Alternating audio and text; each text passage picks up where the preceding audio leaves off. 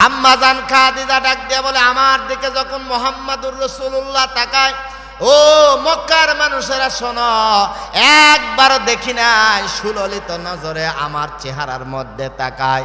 আমার বান্ধবী নাফিসাকে ডাক দিয়া বললাম, নাফিসা রে, এ নাফিসা, আমার চেহারার মধ্যে সুন্দর করে তাকায়া দেখো তো আমার রূপ যৌবন আছে না গেছে।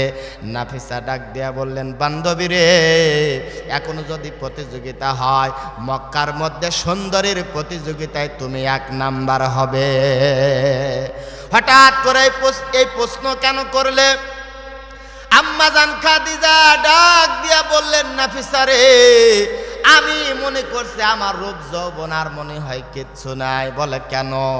বলে মোহাম্মদ, কুরাইশি মোহাম্মদ যখন আমার কাছে বসে, এই একটা বারও দেখি না খাদিজার সুন্দর চেহারার দিকে সুললিত নজরে তাকায়। প্রিয় ভাইরা আমার, বন্ধুরা আমার, আল্লাহর নবীকে বিবাহ করছে আম্মাজান খাদিজা রাদিয়াল্লাহু তাআলা আনহা।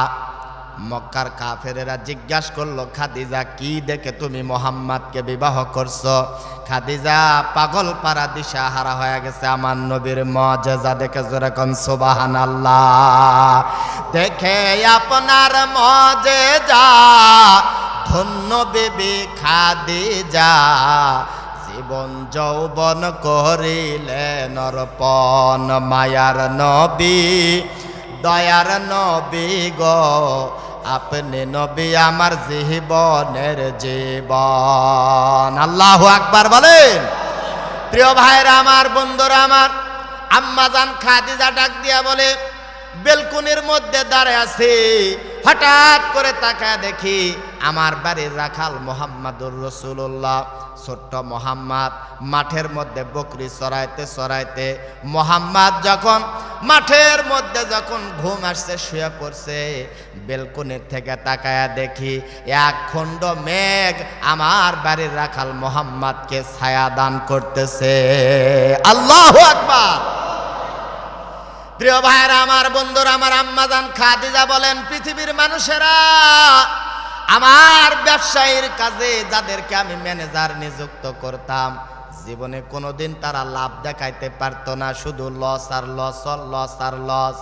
আমি যখন মুহাম্মাদুর রাসূলুল্লাহ, আমার কুরাইশি ভাই মুহাম্মাদুর রাসূলুল্লাহকে যখন আমার ব্যবসায়ীর ম্যানেজার হিসেবে যখন নিযুক্ত করলাম, প্রথম ব্যবসায়ীতে দেখলাম আমার অনেক লাভবান আমি হতে পেরেছি।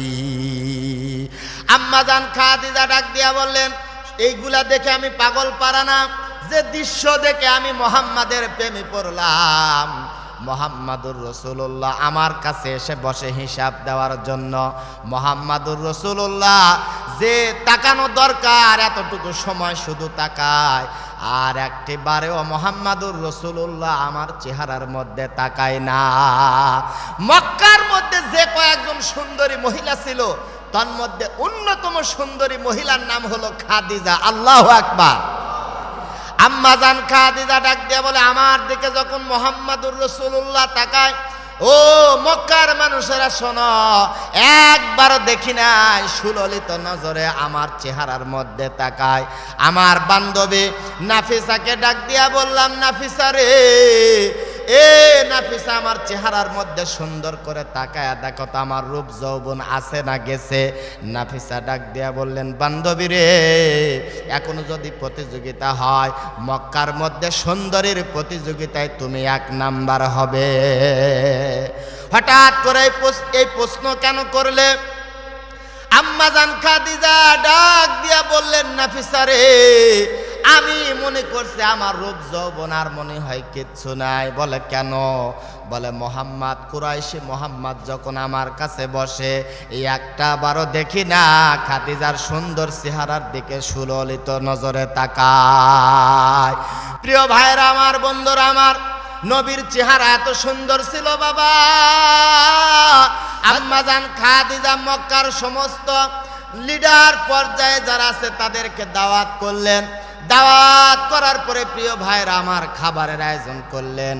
খাবার শেষ হওয়ার পরে ডাক দেয়া বললেন, মক্কার মানুষেরা তোমরা শোনো, আজকে এই মুহূর্তে আমি আমার সমস্ত সম্পদ আমার নবীকে দান করে দিলাম। আল্লাহু আকবার। কিতাবের মধ্যে আসছে যে 40 মুন স্বর্ণের মালিক ছিল এই আম্মাজান খাদিজা রাদিয়াল্লাহু তাআলা আনহা। আল্লাহু আকবার। স্থাবর অস্থাবর ব্যবসায়ী যত মালামাল ছিল 40 মণ স্বর্ণ সব আমার নবীকে ভালোবেসে মহব্বত করে সব দান করে দিছে। সুবহানাল্লাহ।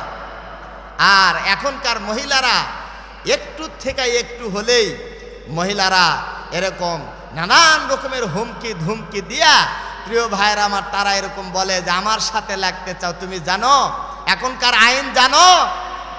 এখনকার আইন কি?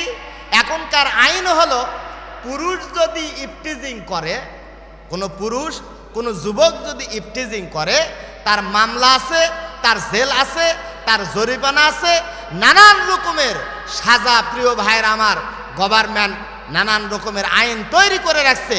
কিন্তু কোনো মহিলা বেপরদাভাবে যদি ঘর থেকে বের হয়, কোনো মহিলা তার শরীরের অঙ্গ তার শরীর দেখায়া অঙ্গভঙ্গি বিভিন্নভাবে একজন পুরুষকে যখন আকৃষ্ট করে প্রিয় ভাইয়েরা আমার, এই যে পুরুষকে যে নির্যাতন করা হচ্ছে এর ব্যাপারে আমাদের দেশে কোনো আইন এটা নেই।